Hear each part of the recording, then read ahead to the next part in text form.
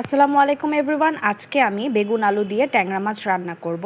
তাই প্রথমেই কড়াইয়ে কিছুটা তেল দিয়ে দিলাম, এর মধ্যে দিয়ে দিলাম পেঁয়াজ কুচি। পেঁয়াজটাকে খুব সুন্দর করে বাদামি করে ভেজে নিতে হবে। পেঁয়াজের কালার চেঞ্জ হয়ে এসেছে। এখন আমি এর মধ্যে দিব কিছুটা পেঁয়াজ বাটা। এখন আমি দিয়ে দিব এর মধ্যে আদা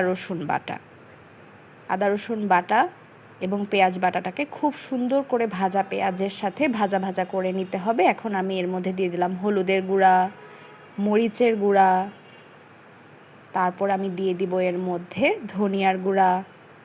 এখন আমি স্বাদ মতো লবণ দিয়ে দিচ্ছি। খানিকটা পানি দিয়ে খুব সুন্দর করে মশলাটাকে কষিয়ে নিতে হবে। মশলা কষানো হয়ে গেছে এবং খুব সুন্দর কালার এসেছে। এখন আমি এর মধ্যে দিয়ে দিলাম ট্যাংরা মাছগুলোকে মশলার সাথে খুব সুন্দর করে কষিয়ে নিতে হবে। আমি আবার একটু পানি দিয়ে ভালো মতন কষিয়ে নিচ্ছি মাছগুলোকে। মাছ কষানো হয়ে গেলে এর মধ্যে আমি বেগুন ও আলু দিয়ে দিব। বেগুন আলুর সাথে মাছগুলোকে আবার কষিয়ে নেব। এর মধ্যে দিয়ে দিলাম কাঁচামরিচ এবং এখন আমি দিয়ে দিব এর মধ্যে টমেটো। তারপর আমি এর মধ্যে পানি দিয়ে দিচ্ছি। এখন আমি সুন্দর মতন নেড়ে এটাকে ঢেকে দিব।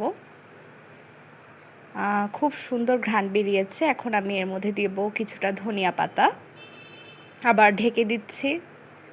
ব্যাস, খুব সহজেই তৈরি হয়ে গেল বেগুন আলু দিয়ে ট্যাংরা মাছের তরকারি। আমার ভিডিওটি ভালো লাগলে অবশ্যই লাইক, কমেন্ট, শেয়ার দিয়ে আমার পাশে থাকবেন। আমার পেজটা নতুন, তাই সবাইকে অনুরোধ করছি আমাকে সাপোর্ট এবং ভালোবাসা দেওয়ার জন্য। ধন্যবাদ।